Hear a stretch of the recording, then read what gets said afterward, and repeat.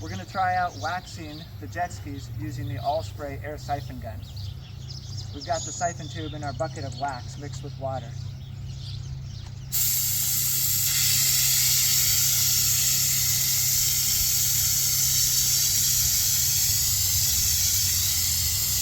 This is how I apply the liquid wax directly from the bucket.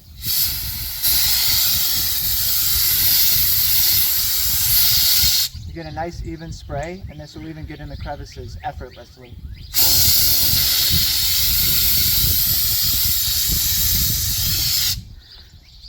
Applies it very fast too. With this application, as opposed to using a sponge, I can do both these jet skis in a matter of minutes, and I don't need to reach really hard.